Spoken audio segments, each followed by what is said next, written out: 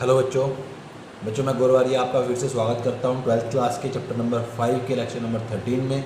और आज का लेक्चर लास्ट लेक्चर होने वाला है बच्चों, जिसमें हम एक कॉन्टिन्यूटी का क्वेश्चन डिस्कस करेंगे और कुछ क्वेश्चन डिस्कस करेंगे बच्चों यहाँ पे डिफरेंशियबिलिटी के। तो कॉन्टिन्यूटी के जो सबसे पहले हम क्वेश्चन डिस्कस करेंगे उससे पहले आप एक चीज़ नोट कर लो बच्चों, कुछ कंसेप्ट नोट कर लो। पहला कंसेप्ट है उसके अंदर कि जितने भी हमारे ट्रिग्नोमेट्रिक फंक्शन होते हैं वो सारे के सारे कॉन्टिन्यूस होते हैं। ठीक है, हमारा लॉग फंक्शन e की पावर x वाला फंक्शन, a की पावर x वाला फंक्शन, ये भी सारे के सारे कैसे होते हैं, कॉन्टिन्यूस होते हैं। ठीक है, इसके अलावा बच्चों हमारे जितने भी आपके इन्वर्स ट्रिग्नोमेट्रिक फंक्शन है ITF फंक्शन, वो भी सारे के सारे क्या होते हैं, कॉन्टिन्यूस होते हैं। फोर्थ पॉइंट पे आपके जो अलजेब्राइक फंक्शन होते हैं, एग्जाम्पल के तौर पे x² 2x 5, ये पोलिनोमियल फंक्शन के टाइप के फंक्शंस, ठीक है, वो भी कैसे होते हैं, कॉन्टिन्यूस होते हैं अगर उनमें कोई ब्रेकिंग पॉइंट नहीं है। ये सारी कंडीशन कब है बच्चों, if there is no breaking point. अगर कोई ब्रेकिंग पॉइंट नहीं दे रखा और डायरेक्ट आपको अकेला फंक्शन दे रखा है तो वो कॉन्टिन्यूस है। ठीक है, अगर ब्रेकिंग पॉइंट है फिर आपको ब्रेकिंग पॉइंट पर चेक करना होता है। मैंने आपको बताया था, ये चीज़ मैंने आपको पहले भी क्लियर की थी कि फंक्शन को हम ब्रेकिंग पॉइंट पर ही चेक करते हैं, अदरवाइज़ वो हर जगह पर कॉन्टिन्यूस है। ठीक है, इसके अलावा रैशनल फंक्शन बच्चों, रैशनल फंक्शन होते हैं इस टाइप के, अपोन में मान लो लिखा हुआ है sin x, इस टाइप के फंक्शन। ठीक है, तो वो फंक्शन भी कैसे हैं, कॉन्टिन्यूस हैं। रैशनल फंक्शन भी कॉन्टिन्यूस हैं, algebraic function, inverse trigonometric, trigonometric, log, e की पावर x, a की पावर x, ये सारे फंक्शन कॉन्टिन्यूस हैं if there is no breaking point. ठीक है, अगर कोई भी ब्रेकिंग पॉइंट नहीं है। इस चीज़ को बच्चों नोट करने के बाद एक नीचे जाके एक चीज़ डालो, नोट करने के लिए एक रिमार्क डालो। वो रिमार्क क्या कहता है कि addition, subtraction, multiplication, division and composition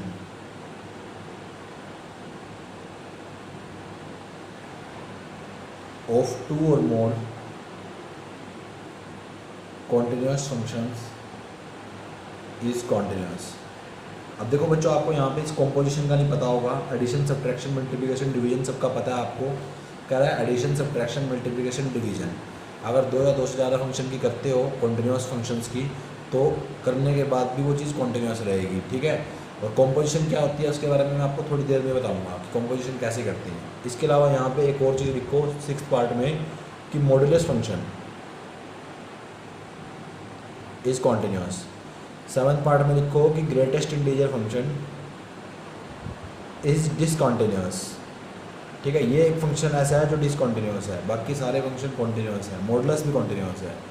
यहाँ पे कॉम्पोजिशन क्या होता है और एडिशन, सब्ट्रैक्शन, मल्टीप्लिकेशन, डिवीजन का यूज़ करके कैसे आप किसी फंक्शन को कॉन्टिन्यूस या डिसकॉन्टिन्यूस बता सकते हो, तो वो हम डिस्कस करेंगे बच्चों। इसके लिए बच्चों देखो आपके सामने है क्वेश्चन नंबर, कॉम्पोजिशन पहले मैं बता देता हूँ आपको कि कॉम्पोजिशन क्या होती है फंक्शंस की।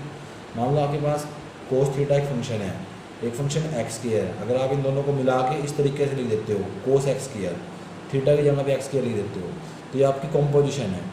या आप इसी चीज़ को इस तरीके से लिख देते हो, cos थीटा और x² को मिला के आप इस तरीके से लिख देते हो कि cos² x या cos² थीटा। ठीक है, तो वो भी एक कंपोजिट फंक्शन है। ये कंपोजिट फंक्शन है जो cos का और x² का मिला जुला रूप है। ठीक है, ऐसे ही आपका कंपोजिट फंक्शन क्या है, मान लो मोड के अंदर x लिखा हुआ है और ये cos x, इन दोनों को अगर आप मिला देते हो और इस तरीके से लिख देते हो तो वो भी एक कंपोजिट फंक्शन है। ठीक है, that is a composite function 2। अगर आपका x+1 लिखा हुआ है, ये भी एक कंपोजिट फंक्शन है क्योंकि आपने मोड वाली चीज़ को किसके साथ मिला दिया है, x+1 के साथ मिला दिया है, तो ये कंपोजिट फंक्शन है। ये भी कंपोजिट है, ये भी कंपोजिट है, ये भी कंपोजिट फंक्शन है, ये भी कंपोजिट फंक्शन है। तो इस टाइप के फंक्शंस को आप कंपोजिट फंक्शन बोलते हो, जो दो या दो से ज़्यादा फंक्शन का मिला जुला रूप होते हैं, जो ना कि एडिशन है, ना सब्ट्रैक्शन है, ना मल्टीप्लिकेशन है, ना डिवीज़न है। ठीक है, तो इसके बाद इसका यूज़ कहाँ पे है, इसका यूज़ है बच्चों 31 में। एग्जाम्पल क्वेश्चन नंबर 31 है बच्चों आपका पेज नंबर 161 के ऊपर, जिसमें आपको f(x) = cos x² दे रखा है। अब फंक्शन आपका बच्चों यहाँ पे cos x² है। ठीक है, अब यहाँ पे देखो cos आपका कैसा फंक्शन होता है, कॉन्टिन्यूस, क्योंकि ट्रिग्नोमेट्रिक फंक्शन है, तो लिख दो cos थीटा इज़ कॉन्टिन्यूस क्योंकि ये ट्रिगो फंक्शन है, ठीक है। और एक्स स्क्वायर इज़ कॉन्टिन्यूस क्योंकि ये अलजेब्राइक फंक्शन है। मैंने आपको लिखवाया था ट्रिगो अलजेब्राइक सब कॉन्टिन्यूस होते हैं। और बच्चों आपको पता है कि कोस के अंदर एक्स स्क्वायर लिखा हुआ है, तो ये क्या है, is composition of two continuous function, so it is continuous, hence F X is equal to cos X square is continuous function. तो ये आपको इस तरीके से प्रूव करना होता है, ठीक है। किसी भी फंक्शन को आपने कॉन्टिन्यूस दिखाना है तो आप ये लाइन ऑफ एक्शन फॉलो करोगे, अगर वो कॉम्पोजिशन टाइप का है, ठीक है, कोई ब्रेकिंग पॉइंट नहीं दे रखा उसके अंदर, और आपको उसको कॉन्टिन्यूस प्रूव करना है, कोई ब्रेकिंग पॉइंट नहीं गिवन, तो आप इस तरीके से शो करोगे। आप या तो वो आपको किसी चीज़ की कॉम्पोजिशन मिलेगा, या एडिशन मिलेगा, या सब्ट्रैक्शन मिलेगा, या डिवीजन मिलेगा, ठीक है। तो बाकी के क्वेश्चन आपने खुद ट्राई करने हैं, मैं आपको बता देता हूँ। जैसे क्वेश्चन नंबर 32 है, उसके अंदर F X is equal to cos X लिखा हुआ है, तो ये मोड फंक्शन की कॉम्पोजिशन है प्लस कोस फंक्शन की कॉम्पोजिशन है, इन दोनों की कॉम्पोजिशन करके बना हुआ है। सेम इसी तरीके से लिखना है कि मोड इज़ कॉन्टिन्यूस फंक्शन और cos theta is continuous function, so mode के अंदर कोस एक्स लिखा हुआ है वो भी एक कॉन्टिन्यूस फंक्शन है क्योंकि वो एक कंपोजिशन है। ऐसी ही कंपोजिशन आपको 33 क्वेश्चन नंबर पेज नंबर 161 के ऊपर पेज नंबर एक्सरसाइज 5.1 का क्वेश्चन है ये भी। इसमें भी आपको इसी तरीके से लिखा हुआ है, यहाँ पे मेरे ख्याल से साइन के अंदर मोड एक्स है, साइन के अंदर मोड एक्स है, तो वो भी वही कंपोजिशन है, एक्स की और साइन थीटा की कंपोजिशन है। ऐसे ही आपका 34 क्वेश्चन नंबर 34 है, वो भी आपका देखो ज़रा ध्यान से, एक्स भी आपका कैसा है क्वेश्चन नंबर 34 में मोड एक्स, और यहाँ पे माइनस का साइन है, फिर एक्स प्लस 1, तो ये फंक्शन मोड है, ये भी आपका कॉन्टिन्यूस है, ये फंक्शन मोड है, ये भी आपका कॉन्टिन्यूस है, और दो फंक्शन की सब्ट्रैक्शन करते हो वो भी कॉन्टिन्यूस है, तो वो सारी लाइनें लिख देनी है, ठीक है आपने। तो इतने इंपॉर्टेंट भी नहीं है ये क्वेश्चन बच्चों, पर फिर भी हमारे सिलेबस का पार्ट थे तो हमने किए हैं। इसके अलावा बच्चों आपको मैं ग्रेटेस्ट इंटीजर फंक्शन के बारे में बताना चाहता हूँ। ग्रेटेस्ट इंटीजर फंक्शन क्या होता है बच्चों, इस तरीके से अगर कुछ लिखा हुआ है तो वो आपका ग्रेटेस्ट इंटीजर ऑफ एक्स है, ठीक है, ये फंक्शन है ग्रेटेस्ट इंटीजर ऑफ एक्स। अब बच्चों ग्रेटेस्ट इंटीजर ऑफ एक्स का मतलब क्या है, ये कैसे काम करता है। मान लो अगर आप इसके अंदर 1 डालते हो तो इसका आंसर 1 आता है, 2 डालते हो इसका आंसर 2 आता है, 3 डालोगे आंसर 3 है, -1 डालोगे तो आंसर -1 है। कहने का मतलब इंटीजर पॉइंट पे इसका सेम आंसर होता है। दूसरा अगर 1.1 डालोगे तो इसका आंसर होता है 1.1 से छोटा, जस्ट छोटा इंटीजर, तो इससे जस्ट छोटा इंटीजर कौन है 1। अगर आप इसके 2.9 की वैल्यू निकालोगे, ग्रेटेस्ट इंटीजर ऑफ 2.9 कितना होगा, तो इस पॉइंट से जस्ट छोटा इंटीजर तो वो 2 होगा आपका। 3.7 के ग्रेटेस्ट इंटीजर निकाल रहे हो तो इससे जस्ट छोटा इंटीजर वो 3 होगा। वहीं आप नेगेटिव नंबर को कंसीडर करोगे -1.5 का ग्रेटेस्ट इंटीजर निकालने के लिए, तो इसका जस्ट छोटा इंटीजर, इससे जस्ट छोटा इंटीजर कौन होगा, तो वो -2 होगा बच्चों। ये चीज़ ध्यान रखनी है आपने, क्योंकि नेगेटिव में नंबर क्या होते हैं, जितने बड़े होते हैं वो उतने ही छोटे नज़र आते हैं, ठीक है। -3.4 का या 5 का ग्रेटेस्ट इंटीजर निकालोगे तो -4 आएगा। ये ग्रेटेस्ट इंटीजर इस तरीके से काम करता है, इससे जस्ट छोटा इंटीजर, तो वो इससे जस्ट छोटा इंटीजर कौन है -4, इससे जस्ट छोटा इंटीजर कौन है 3। तो ये आपको ध्यान रखना है, इस तरीके से ग्रेटेस्ट इंटीजर फंक्शन काम करता है। इसके अलावा बच्चों ध्यान से 2 चीज़ और नोट कर लेना कि अगर कहीं पे a-h लिखा हुआ है तो उसका ग्रेटेस्ट इंटीजर किसके बराबर होता है, a-h का ग्रेटेस्ट इंटीजर होता है a-1 के बराबर, और अगर a+h लिखा हुआ है उसका ग्रेटेस्ट इंटीजर होता है a के बराबर। तो 2 चीज़ आपने नोट करनी है। ऐसे कैसे हुआ बच्चों, मान लो a की जगह पे 3 है और h की जगह पे कोई बहुत स्मॉल पॉइंट होगा, ठीक है, मान लो 0.4 है, तो देखो ये a-h है, करो जरा माइनस इसकी 2.6 आएगा, उसका ग्रेटेस्ट इंटीजर निकालो 2 आएगा, और उसको आप लिख सकते हो 3-1। तो a-h का ग्रेटेस्ट इंटीजर कितना हुआ a-1, a-h का ग्रेटेस्ट इंटीजर कितना हुआ a-1, ठीक है। ये तो फर्स्ट हो गया। इसके लिए ज़रा देख लो कि अगर 3 में आप ऐड कर देते हो h यानी 0.4 या 0.5 कोई न्यूमेरिकल स्मॉल डेसिमल वैल्यू, ठीक है, तो आपके पास आ जाता है 3.4 का ग्रेटेस्ट इंटीजर, ये होता है 3 के बराबर। तो देखो a+h इसका ग्रेटेस्ट इंटीजर किसके बराबर हुआ, 3 के बराबर हुआ, तो a+h का ग्रेटेस्ट इंटीजर आपका a के बराबर है, a-h का ग्रेटेस्ट इंटीजर आपका a-1 के बराबर है। तो बच्चों ये 2 चीज़ें बहुत इंपॉर्टेंट हैं, ठीक है, ये दोनों बातें गीता में भी लिखी हुई हैं, वेरी इंपॉर्टेंट। तो इसके बाद बच्चों हम चलते हैं आगे और इसके बेस पे करते हैं क्वेश्चन नंबर 19, जो कि थोड़ा सा जितना बच्चों मैं कराऊंगा वही इंपॉर्टेंट है इसके अंदर। जो मैंने एक दो क्वेश्चन छोड़ दिए हैं वो कोई इंपॉर्टेंट खास नहीं है, ठीक है। तो फिर भी अगर किसी बच्चे को उनमें डाउट हो, प्रॉब्लम हो, वैसे आप कर सकते हो उनको अपने आप भी ऑन योर ओन बेसिस। फिर भी डाउट हो, प्रॉब्लम हो, करना ही चाहते हो तो आप मुझे संपर्क कर लेना, मुझे बोल देना कि सर प्लीज़ मुझे ये क्वेश्चन भी बता दो, ठीक है। व्हाट्सअप कर देना या मुझे फ़ोन कर देना, आपकी मर्ज़ी है। तो क्वेश्चन नंबर 19 देखेंगे बच्चों, पेज नंबर 160 के ऊपर लाई करता है, ठीक है। और आपको प्रूव करना है, देखो दो पार्ट है इस क्वेश्चन के। तो फर्स्ट पार्ट ये कहता है इसका, सिर्फ सॉरी एक ही पार्ट है इसका। तो फंक्शन आपका दे रखा है जी x equal to x minus mod x, और आपको ये शो करना है कि डिसकंटिन्यूअस है एट ऑल इंटीजर पॉइंट्स। तो let x is equal to a b any integer point, सारे इंटीजर पॉइंट पे हमें इसको क्या दिखाना है, डिसकंटिन्यूअस दिखाना है, ठीक है। तो सारे पे दिखाना है तो एक पे दिखा देंगे, किसी एक पे दिखा देंगे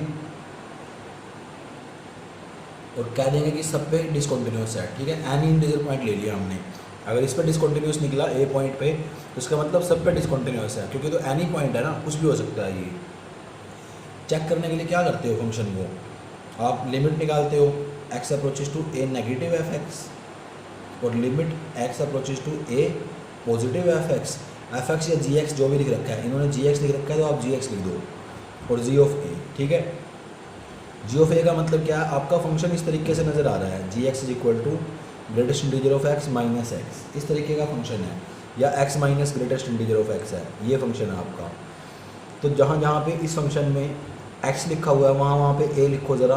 तो लिख दिया आपने ए माइनस, ए क्या था, इंटीजर था, इंटीजर पे इसका आंसर सेम आता है, तो ये आपका आ गया 0। यहाँ limit x approaches to A negative, और फंक्शन देखो एक्स की वैल्यू ए से थोड़ी सी छोटी है, चाहे वैल्यू छोटी हो चाहे बड़ी हो, फंक्शन आपका यही है, क्योंकि कोई ब्रेकिंग पॉइंट तो दे नहीं रखा उन्होंने। तो फंक्शन आपका यही है, चाहे एक्स की वैल्यू थोड़ी सी छोटी हो चाहे वैल्यू बड़ी हो।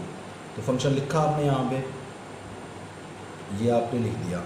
उसके बाद आप क्या करोगे, उसके बाद आपने इसके अंदर पुट कराना है बच्चों। क्या पुट कराओगे इसके अंदर, अब ग्रेटेस्ट इंटीजर में आपने डायरेक्ट कभी भी पुट नहीं करनी लिमिट, याद रखना ग्रेटेस्ट इंटीजर फंक्शन में आप डायरेक्ट लिमिट पुट नहीं करोगे, उसी टेक्निक का यूज़ करोगे। क्या करोगे, put X is equal to A minus H, left hand limit में ये पुट कराओगे और राइट हैंड लिमिट में ए प्लस एच पुट कराओगे। जब पुट कराओगे तो लिमिट एच अप्रोचेज टू 0 आ जाएगी यहाँ पे, और एक्स की जगह पे क्या आएगा, ए माइनस एच, फिर एक्स की जगह पे क्या आएगा, ए माइनस एच, यहाँ पे ग्रेटेस्ट इंटीजर था। Limit H approaches to 0 same, X की जगह पे A plus H minus X की जगह पे ए प्लस एच।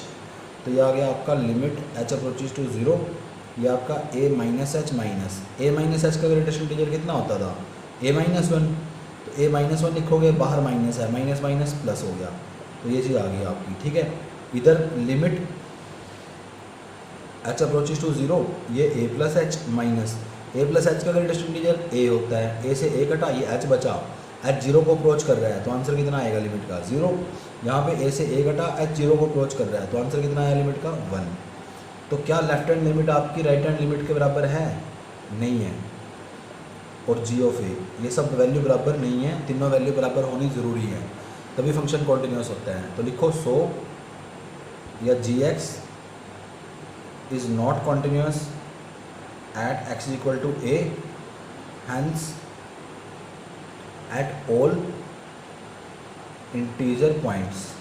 कह रहा फंक्शन डिसकंटिन्यूअस है सारे इंटीजर पॉइंट पे, क्योंकि ये ए के ऊपर कॉन्टिन्यूअस नहीं है, क्योंकि ए के ऊपर इसकी left hand limit right hand limit और फंक्शन की वैल्यू तीनों चीज़ बराबर नहीं थी, तो इसलिए फंक्शन ए पॉइंट के ऊपर कॉन्टिन्यूअस नहीं था। अगर ए के ऊपर कॉन्टिन्यूअस नहीं है तो इसका मतलब ये कहीं भी कॉन्टिन्यूअस नहीं है, किसी भी इंटीजर पॉइंट पर कॉन्टिन्यूअस नहीं है, यानी डिसकंटिन्यूअस है हर एक इंटीजर पॉइंट के ऊपर। बच्चों अगर ये चीज़ समझ में आ गई आपको, इसको बार बार देखो, अगर एक बार में समझ में नहीं आती, अगर ये समझ में आ जाती है तो फिर 5.2 एक्सरसाइज निकाल लो बच्चों, और उसमें क्वेश्चन नंबर 9 और 10 निकाल लो पेज नंबर 166 के ऊपर। फिर मैं आपको यहाँ पे एक बड़ा इंपॉर्टेंट कंसेप्ट बताने वाला हूँ, डिफरेंशिएबिलिटी का कंसेप्ट। तो डिफरेंशिएबिलिटी का कंसेप्ट क्या कहता है, डिफरेंशिएबिलिटी में कंसेप्ट क्या कहता है बच्चों, वो कहता है कि